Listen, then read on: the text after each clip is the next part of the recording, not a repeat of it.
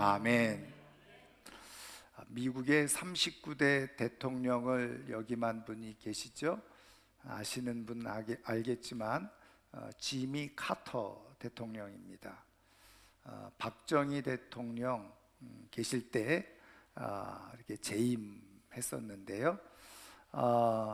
이분이 대통령 재임 시절보다 대통령 퇴임 이후에 더 훌륭한 대통령이었다라고 하는 그런 내용들을 이렇게 많은 사람들이 알고 있습니다.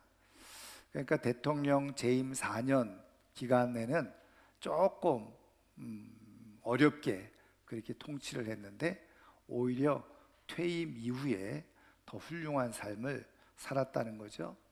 그 결과 2002년도 우리나라가 월드컵 4강에 올랐을 때 바로 노벨 평화상을 수상하기도 했습니다.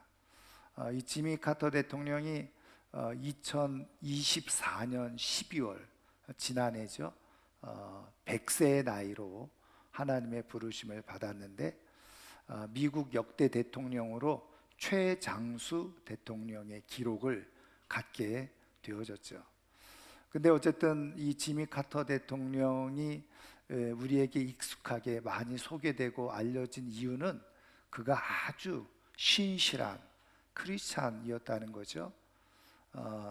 그가 90세가 넘은 나이에도 자기가 출석하는 교회에 교회학교 교사를 했다는 것 아니겠습니까? 그래서 인근 각처에서 그렇게 90세가 넘은 대통령이 어린 학생들, 청소년들 대상으로 교사를 하고 있다는 것을 구경하기 위해서 그 교회를 방문하는 사람들이 많이 있었다라고 하는 일화도 있습니다. 지미 카터 대통령에 대한 일화들은 많이 있는데요. 그 중에 하나 이런 이야기가 있습니다. 2000년도에 이 지미 카터 대통령의 손자인 제이슨 카터가 결혼을 하게 되어졌어요. 근데 그 결혼식에 할아버지가 기도를 하게 된 겁니다. 근데 이 지미 카터 대통령의 기도가 찾아온 모든 하객들에게 얼마나 큰 감동을 주었는지 그 이후에 사람들의 그 입에 많이 회자되었다는 거죠.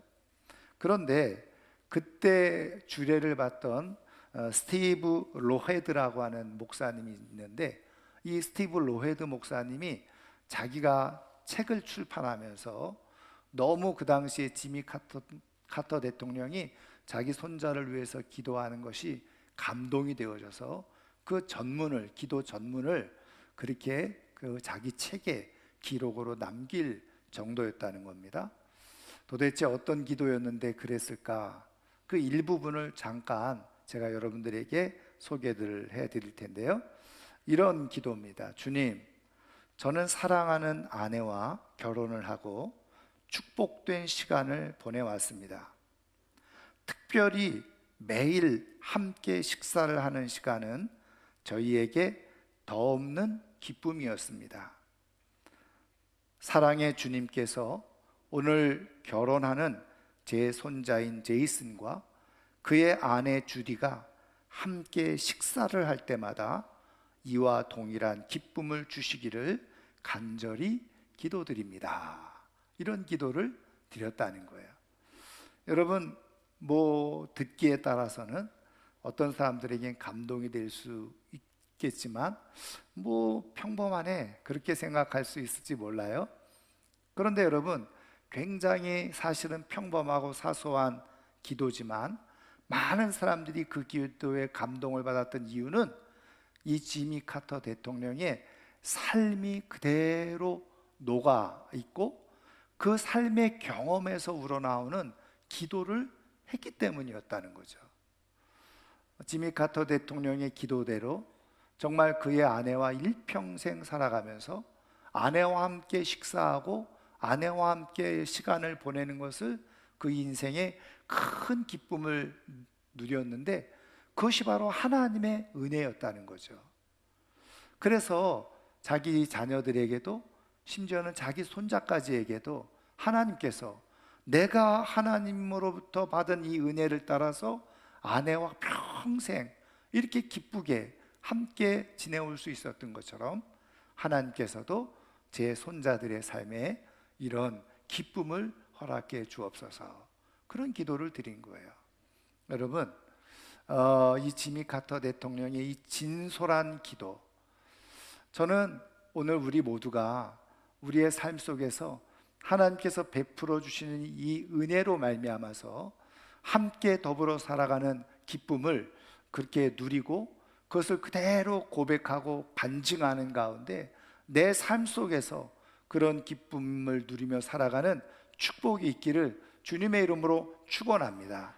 여러분, 크고 작은 일 가운데 삶에 내가 기쁨을 누리고 살아갈 수 있다고 하는 것, 즐거움을 누리고 살아갈 수 있다고 하는 것처럼 귀한 일은 없는 거예요. 여러분, 우리는 많은 기적들을 생각하면서 살아갈 때가 있죠. 그런데 여러분, 우리 인생의 진짜 기적 중에 기적은 뭐냐?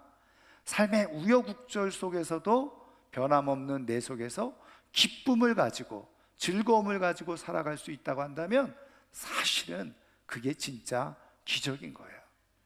그래서 여러분, 우리 하나님께서도 신약성경 데살로니가전서 5장 16절에 뭐라고 말씀하세요? 항상 기뻐하라. 기쁨을 권면하고 있는 거예요. 왜요? 그게 기쁨이 축복이기 때문에, 기쁨이 은혜이기 때문에 그런 거예요. 근데 여러분, 우리 하나님은 우리에게 기뻐하라 말씀하시는데 그게 뭐라고요? 그리스도 예수 안에서 너희를 향한 하나님의 뜻이니라. 하나님의 뜻이 우리가 기쁨을 가지고 살아가는 거라는 거예요. 그러니까 하나님은 누구보다도 우리가 기쁨을 갖고 살아가는 것을 기뻐하시고 좋아하시는 분이 바로 우리 하나님이시라는 거죠. 여러분, 그런 맥락 속에서 다시 한번 이렇게 하나님께서도 원하시고 우리가 다 원하는 그대로 정말 기쁨의 삶이 우리 가운데 있기를 주님의 이름으로 축원합니다. 그런데 고민이 없는 건 아니죠. 왜냐하면 기뻐하라 그래서 기뻐하기만 하면, 할 수만 있다면 얼마나 좋겠습니까? 근데 우리의 삶의 여러 가지 상황과 환경을 우리가 들여다보면 사실은 그렇게 기쁨을 가지고 살아갈 만한 일이 없는 것처럼 느껴질 때가 많이 있단 말이죠. 그래서 우리는 고민을 하는 거예요. 여러분, 그럼에도 불구하고 하나님은 그런 고민을 넘어서서 하나님께서 우리에게 은혜를 베풀어 주셔서 우리가 정말 그런 삶의 모든 여건과 환경을 뛰어넘는 기쁨을 가지고 살아갈 수 있는 능력을 우리에게 주시고 또 그런 말씀을 우리에게 주고 계시는데, 도대체 어떻게 우리는 환경과 상황을 넘어서는 기쁨을 가지고 살아갈 수 있을까?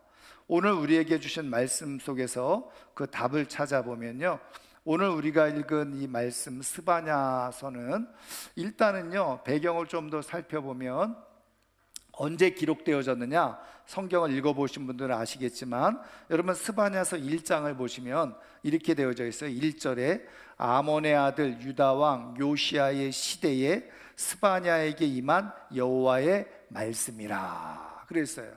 그러니까 이 스바냐 예언자가, 선지자가 언제 활동했는지 우리는 알 수 있죠. 언제입니까? 요시야 왕, 남쪽 유다의 요시야 왕이 재임하고 통치하던 시기에 이 스바냐 예언자가 활동했다는 것을 알 수 있는데, 그러면 이 요시야 왕은 연대적으로 언제 활동을 했었느냐? 주전 604년에서부터 609년까지 그렇게 통치를 했습니다. 640년에서부터 609년 이렇게 통치를 했는데, 여러분, 요때가 어느 때인지 아십니까? 여러분, 한번 계속해서 지금 우리가 예언서 말씀을 우리가 보면서 중요한 연대를 알고 있는데, 여러분, 지금 남쪽 유다 왕이었잖아요. 예루살렘에서 통치하고 있었는데, 여러분, 예루살렘이 언제 바벨론에 의해서 멸망을 당하죠? 주전 586년입니다. 근데 그때는 완전히 멸망당했을 때고, 이 요시야 왕이 통치하던 시기에는 어떤 상황이었느냐면 바벨론이 막 신은 강대국으로 세워지면서 점점 나라를 정복해가고 민족을 정복해가면서 어떻게 해요? 점점 이쪽 유다까지 그렇게 몰려오던 시기였어요. 그리고 또 남쪽에서는 애굽이 나름대로 강대국으로 막 힘을 뻘치고 있었던 시대였죠. 그러니까 사실은 이 유다의 요시아 왕이 통치하고 있었던 시기는 어떤 시기냐? 강대국, 두 강대국, 다시 말하면 이 바벨론과 애굽 사이의 틈바구니에 끼어서 그렇게 어려움을 겪고 있었던 시기였다는 거죠. 그래서 여러분, 결국은 남쪽 유다 예루살렘이 멸망하게 된 것이 정치적으로 보면 어떻게 해요?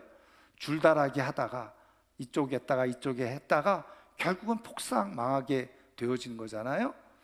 여러분, 사실은 이런 역사적인 배경을 보면 우리나라와 그 이스라엘이 똑같은 지정학적인 위치에 놓여져 있고 정치적인 상황이 지금 똑같이 놓여져 있어요.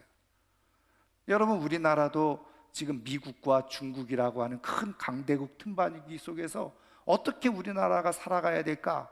지금 그런 고민을 하고 있을 때잖아요. 근데 결국은 이스라엘이 어떻게 됐습니까? 애굽 편을 자꾸 들다가 결국은 폭삭 망하게 되어졌잖아요.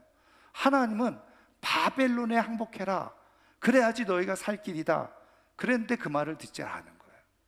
여러분, 어쨌든 지금 이 스바냐 예언자가 활동하던 이 시기는 굉장히 정치적으로 불안한 시기였죠. 국가적으로도 불안한 시기였어요.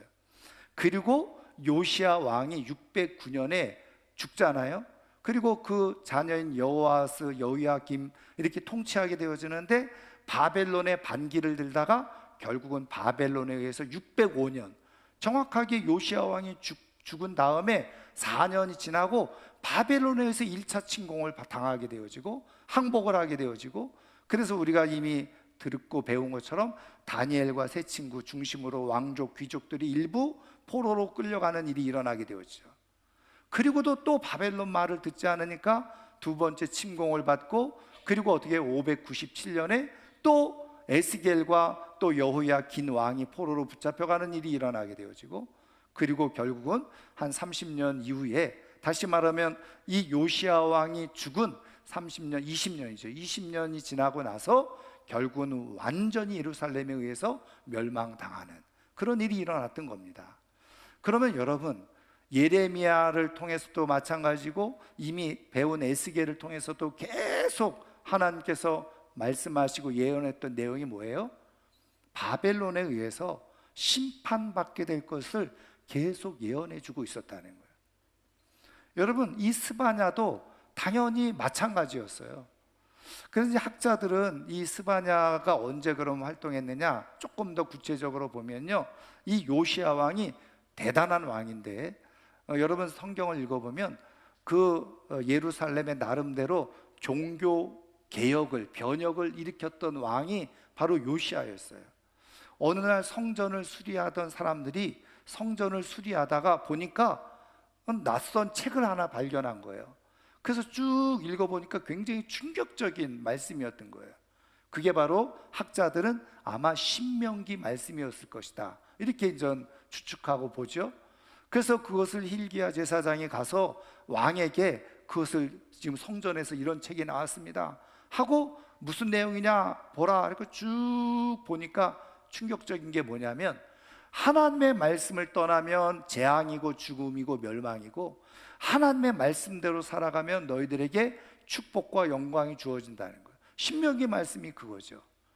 그래서 보니까 지금 이 나라가 완전히 우상에 사로잡히고 부패와 부정으로 가득 차 있는, 한마디로 말하면 하나님의 멸망을 받을 만한 짓만 하고 있는 나라인 거죠.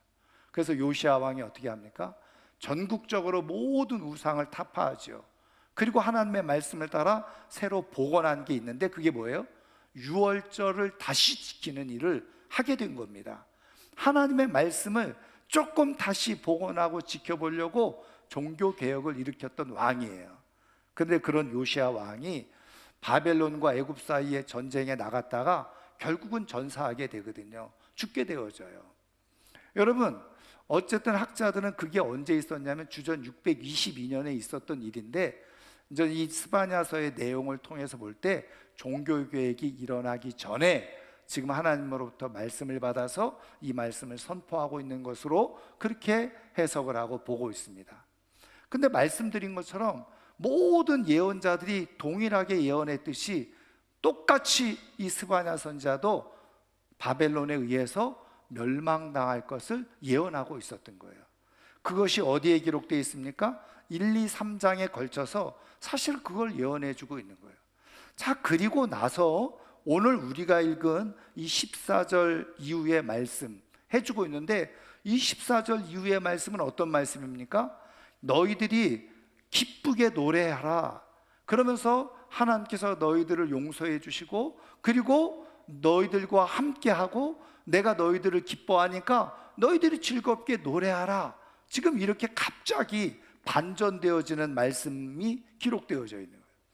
여러분, 우리는요 성경을 보면서 부분적으로 이 말씀만 똑 따다가, 그래서 사실은 교회를 다니고 신앙생활 좀 오래 한 분들은, 성경을 읽어보신 분들은, 또 들어보신 분들은 이 말씀을 좋아하는 분들이 굉장히 많아요.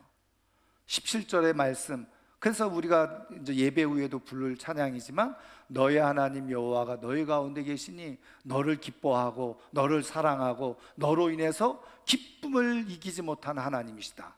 여러분, 듣기만 해도 너무 위로가 되고 좋아할 만한 그런 말씀이잖아요. 그런데 중요한 것은 뭐냐면, 이 당시에, 다시 말하면 스바냐 선지자가 활동하던 당시의 사람들이 스바냐 선지자를 통해서 이 말씀을 들었을 때는 정말 위로를 받았을까? 정말 좋아했을까? 하는 거예요. 여러분, 어떻게 생각하세요? 백성들이 좋아했을까요? 아니면 시큰둥하게 받아들였을까요? 저는 정황적으로 말씀을 통해서 보면 시큰둥하게 들었을 거예요. 그게 무슨 말이냐? 이런 얘기잖아요. 너희들 지금 잘못했기 때문에 바벨론에 의해서 너희들은 이제 망하게 될 거야. 그렇지만 하나님은 너희들을 사랑하고 있으니까 그거 기억하고 있어. 이런 말씀이거든요. 여러분, 그거를 정말 좋게, 편하게, 기쁘게, 행복하게 받아들일 수 있는 사람이 있을까요? 여러분, 예를 들면 이런 얘기잖아요.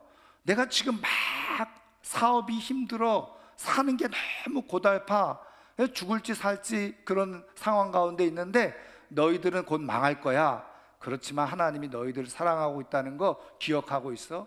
그러면 그 사랑하고 있다는 게 귀에 쏙 들어와서 감동이 되고 은혜가 되고 힘이 됩니까? 이렇게 생각하죠. 하나님이 나를 사랑하신다고? 말도 안 돼. 근데 나를 왜 이렇게 망하게 하시는 거야? 여러분, 이스라엘 백성들 입장에서 생각해 보면, 아니 하나님이 나를 사랑하시고 나를 기뻐하시면 어떻게 해줘야 되는 거예요? 바벨론이 그렇게 침공해 와서 우리가 망할 상황 가운데 놓여져 있으면 하나님이 막아주셔야지, 하나님이 지켜주셔야지, 하나님이 보호해 주셔야지. 그게 진짜 나를 사랑하는 거고 진짜 나를 기뻐하는 거지. 아니 실컷 망하게 한 다음에 사랑한다고 말하면 그게 무슨 의미가 있어? 하나도 지금 우리가 듣기에는 달콤하고 좋은 말씀인데, 사실은 그 당시에 사람들이 듣기에는 이 말씀이 사실은 마음에 와닿지 않은 공허한 말씀인 거예요. 여러분, 제가 또 말씀드린 것처럼 난 지금 돈이 없어가지고 막 전전긍긍하고 있어요. 근데 이렇게 말하는 거야. 당신은 할 수 없이 돈이 없어서 망할 거야. 그런데 그래도 하나님은 당신을 사랑하고 있어. 여러분, 이렇게 말하면 그게 들려지겠습니까? 진짜 사랑이 느껴지겠습니까? 사랑한다고 하면, 하나님이 나를 정말 기뻐하시면, 내가 돈이 없고 사업이 안 되고 일도 안 되는데 잘 되게 해주셔야 되는 거잖아요. 그래야지 그게 진짜 사랑이지. 그게 진짜 나를 기뻐하는 거지. 여러분, 의외로 많은 사람들이 하나님을 신앙하면서 하나님에 대해서 시험 드는 일이 이런 거예요. 하나님 나를 사랑하신다고? 나를 기뻐하신다고? 근데 왜 나를 망하게 해? 나를 왜 병들게 해? 내 인생을 왜 이렇게 힘들게 해? 내 인생을 이렇게 어렵게 살게 하는 거야? 이게 사랑 맞아? 그러면서 어떻게 해요? 하나님에 대한 반감, 하나님에 대한 의심, 그리고 더 나아가서 어떻게 해요? 하나님에 대해서 신뢰를 하지 않는 거죠. 하나님이 존재하지 않아. 하나님이 사랑하신다면서 왜 내 인생을 이렇게 힘들게 하고 어렵게 하시는 거야? 그러면서 하나님의 사랑을 마음으로 받아들이지 못하고 깨닫지 못하는 거예요. 여러분, 지금 이 스바냐 선지자 시대에 사실은 이스라엘 백성들이 사실은 들었을 때, 그래서 이게 마음으로 와닿지 않는 거예요. 여러분, 하나님의 마음과 하나님의 깊은 뜻을 내가 잘 깨닫지 못하잖아요. 그러면 나중심적인 생각에 빠져가지고 하나님을 오해하고 하나님을 의심하고, 그리고 하나님 앞에 반감을 가져서 신앙에 큰 실패를 하는 그런 일들을 겪게 되어지는 것을 우리가 보게 되어져요. 그렇다고 한다면 여러분, 도대체 하나님은 어떤 의미에서 어떤 뜻으로 지금 이 말씀을 해주고 계시느냐는 거예요. 여러분, 이스라엘이 한 번 겨우 잘못했는데 그것 가지고 하나님께서 징계하시면서 하나님께서 너 망해봐라 이렇게 말씀하시는 게 아니잖아요. 여러분, 우리는 이미 말씀을 통해서 알고 있듯이 하나님께서 이스라엘에게 가나안 땅이라고 하는 땅을 주시기도 하고, 그들이 요구하고 원하는 대로 왕도 세워주시고, 정말 다윗과 솔로몬 시대의 큰 영화로운 제국이 되도록 하나님께서 은혜를 베풀어 주셨잖아요. 그런데 그 이후에 여러분, 이스라엘의 역사를 보면 어떻게 합니까? 선지자들을 통해서, 예언자들을 통해서 계속 하나님께서 하신 말씀이 뭐예요? 너희들이 내 말을 들어야 살아간다. 내 말을 듣지 않으면 너희들은 결국은 망하게 될 거다. 그러면서 계속 경고하고, 그리고 말씀하셨잖아요. 여러분, 하나님이 한 번 말씀하셔서 그렇게 지키지 않아서 망하게 된 게 아니에요. 여태까지 수백 년 동안 예언자들을 통해서 하나님이 말씀하시고 말씀하시고 말씀하신 거예요. 그런데 그것을 끝까지 듣지 않았어요. 그러니까 결국은 어떻게 돼요? 하나님께서 징계의 회초리를 둘 수밖에 없었던 거죠. 그것이 바로 지금 이스라엘이 처해 있는 상황이라는 거예요. 여러분, 지금 이스라엘 백성들은 사실은 지금까지 수백 년 동안 하나님의 은혜 가운데 지내오면서 하나님이 참아주시고 기다려주시고 그리고 바라봐 주신 것을 새까맣게 잊어버리고 있는 거예요. 그리고 자신들이 능력이 있어서, 자신들이 똑똑해서, 자신들이 지식이 있어서 자신들이 잘 버티고 살아오고 있다라고 착각을 하고 있었던 거죠. 그러니까 선지자들 통해서 아무리 깨우치는 말씀을 전해주셔도 귓등으로 듣는 거예요. 우리는 망하지 않아, 우리는 망하지 않을 거야, 그렇게 살아가고 있는 거예요. 여러분, 하나님께서 기다리다가 이러다가는 진짜 끝을 보겠구나, 어떻게 해서든지 이스라엘을 다시 살리시기 위해서, 회복시키기 위해서 할 수 없는 과정을 두는 것이 바로 징계였어요. 그래서 바벨론을 통해서 회초리를 드신 거죠. 여러분, 그런데 여러분 아세요? 여러분, 우리가 자녀들을 키울 때도 마찬가지잖아요. 자녀가 어떤 일을 잘못해서 야단을 칠 때도 있지만, 사실은 수없이 눈에 별로 마음에 안 드는 일들을 부모들이 한 번 지나가고 한 번 지나가고 한 번 지나가고, 그러다가 참다 못할 때 어떻게 해요? 야단을 치거나 아니면 징계의 회초리를 들 때가 있잖아요. 여러분, 마치 하나님도 그런 지금 모습 가운데 있었던 거예요. 근데 여러분, 어린 자녀들 부모의 심정을 잘 모르면 야단치고 부모가 화내면 어떻게 해요? 나를 미워하는구나, 나를 싫어하는구나, 그렇게 생각하죠. 그래서 어떻게 해요? 의기소침해지는 거예요. 불안해하고. 그러면서 슬슬 어떻게 해요? 부모 눈치를 보는 거죠. 여러분, 사실은 자녀가 잘못해서 부모가 야단을 치지만, 그 야단치고 나서 와, 속 시원하네, 통쾌하네, 그런 부모 있을까요? 그런 부모 한 사람도 없어요. 자녀가 그렇게 야단을 맞고 움츠러들고 불안해하고 부모 슬슬 눈치 보면서 의기소침해지는 모습을 보면 또 가슴이 아픈 거예요. 여러분, 지금 이스라엘이 그럴 상황 가운데 놓여져 있다는 것을 하나님은 너무나도 잘 아는 거죠.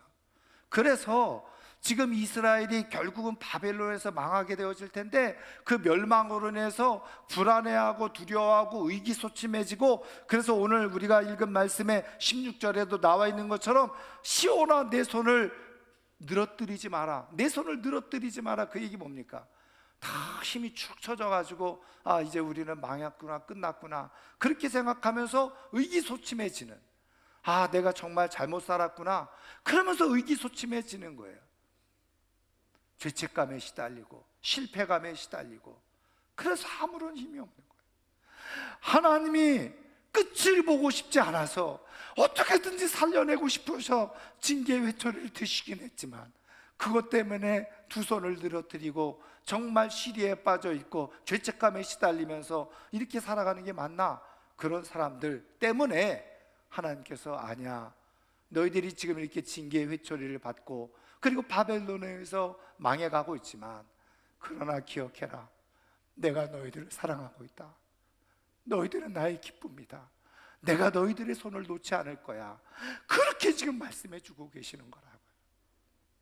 여러분, 사랑하는 자녀들이 부모님한테 혼나고 구석에 처박혀서 의기소침해서 그렇게 그냥 쭉 늘어져 있는 모습을 보면 부모가 어떻게 합니까?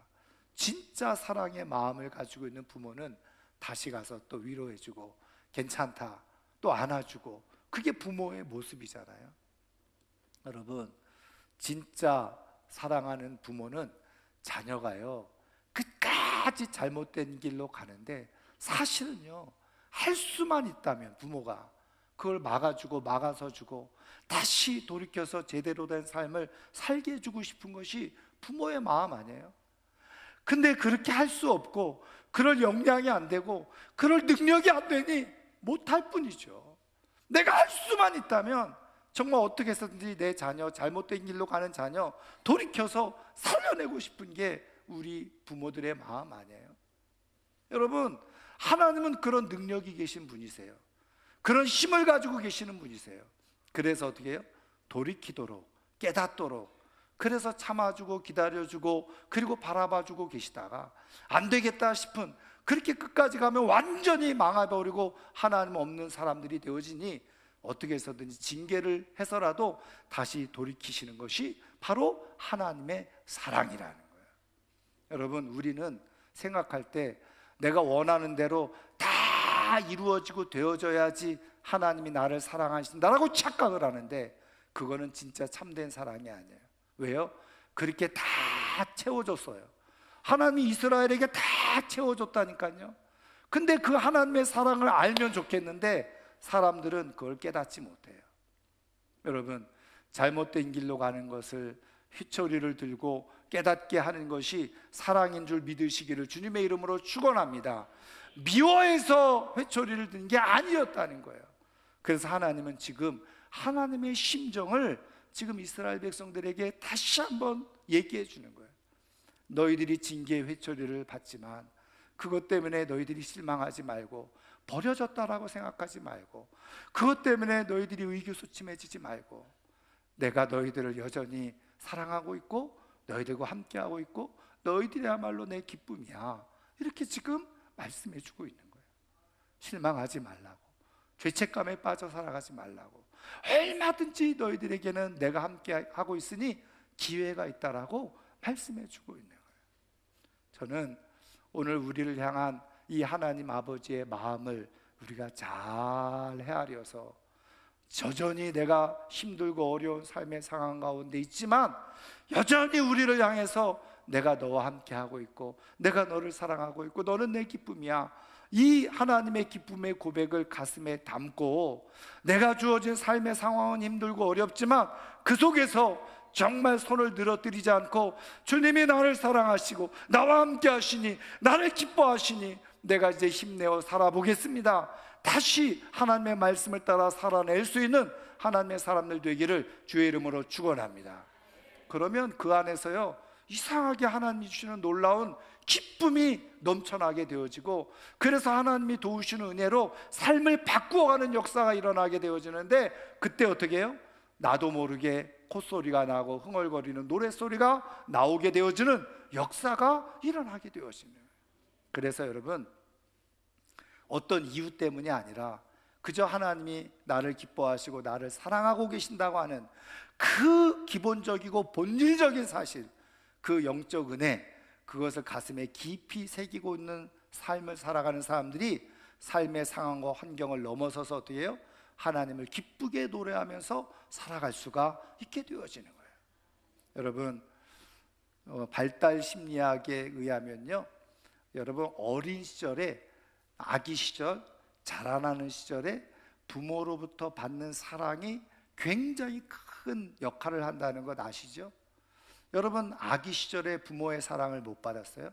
자라나는 시절에 7살 이전에 부모의 사랑을 충분히 사랑을 받지 못했어요? 사랑을 경험하고 깨닫지 못했어요? 그러면 삶을 살아가면서 채워지지 않는 애착 욕구가 생겨요. 그러면 그게 부모로부터 받지 못한 사랑이 채워지지 않아서 자꾸 엉뚱한 일을 하는 거예요. 그래서 어떻게 합니까? 어떤 경우는 돈만 좋아하는 거죠. 어떤 사람들은 이성만 좋아해요. 성적으로 타락해 가는 거죠. 그걸 견디다 못해 술을 마셔. 술에 의존해서 살아가는 거예요. 도박 중독 생기는 거죠. 그래서 내 안에 어린 시절에 부모로부터 채워지지 못했던 사랑을 가지고 자꾸 다른 것으로 채우려고 애쓰며 살아가는데 그게 다 허무한 거예요. 근데 아세요? 어린 시절에 부모로부터 충분한 사랑을 받은 사람은 상관없어요. 그런 거에 중독에 빠져들어가지 않는다는 거예요. 왜? 내 안에 충분히 받은 사랑이 내 안에 가득 차 있으니까 말이죠. 그래서 오히려 어떻게 해요? 다른 사람에게 베풀고 나누면서 사랑을 하면서 살아가는 그런 역사가 일어나게 되어지네요. 여러분, 우리 하나님으로부터 본질적인 사랑이 채워지면요, 세상 것 안 채워져도 하나도 부럽지도 않고 그거 바라보고 그거에 쫓아서 중독에 걸려서 살아가지 않는 거예요. 그래서 오늘 하나님은 우리에게 말씀해 주고 계시는 거예요. 너희들 가운데 때로는 힘들고 어려운 일이 있지만 기억해라. 내가 너희를 변함없이 사랑하고 있고 기뻐하고 있는 것을 기억하도록 우리에게 말씀해 주고 있는 거예요. 그 하나님의 사랑, 하나님의 기쁨이 제대로 채워진 사람들이 어떤 삶의 상황 속에서도 정말 아름답게 기쁨을 가지고 살아갈 수 있는 힘을 갖게 되기 때문에 그렇죠. 저는 오늘 이 아침에 나온 우리 사랑하는 모든 성도님들이 하나님께서 본질적으로 나를 택하신 것이 사랑이고 예수 그리스도를 통해서 우리를 구원하신 것이 사랑이고 우리를 기쁘게 여기셔서 우리를 구원하셨다는 사실을 깨닫고 그 기쁨이 우리 가운데 가득 채워져서 세상 가운데서도 때로는 힘들고 어렵지만 손을 늘어뜨리고 의기소침해서 살아가는 것이 아니라 힘있게 하나님이 나를 사랑하시고 나와 함께 하신다는 믿음의 고백을 가지고 승리하며 살아가는 하나님의 사람들 되기를 주의 이름으로 축원합니다. 이제 말씀을 마치려고 하는데요, 여러분 그 잘 아는 헨리 포드 아시죠? 세계 최초로 자동차를 개발한 사람이잖아요. 자동차 왕이라고도 불려지는데 이 헨리 포드가 80세가 되어졌을 때 잔치를 했어요. 그래서 많은 사람들이 와서 축하를 하는데 어떤 사람이 이제 이렇게 질문하시죠. 당신이 지금까지 80여 생을 살아가면서 가장 기뻤던 일을 꼽으라고 한다면 기쁜 일은 무엇인가? 그렇게 물어봤어요. 그러니까 이제 사람들이 주변에서 있으면서 그 질문에 대해서 귀를 쫑긋이 뭐라고 대답할까? 그렇게 이제 귀를 기울이고 있는데 사람들의 마음, 생각은 이 사람이 세계 최초로 자동차를 개발한 사람이니 자동차를 개발하는 것이 내 인생의 가장 큰 기쁨이다, 이렇게 대답할 거라고 생각을 했는데 전혀 예상 외의 대답을 한 거죠. 이렇게 대답을 한 겁니다.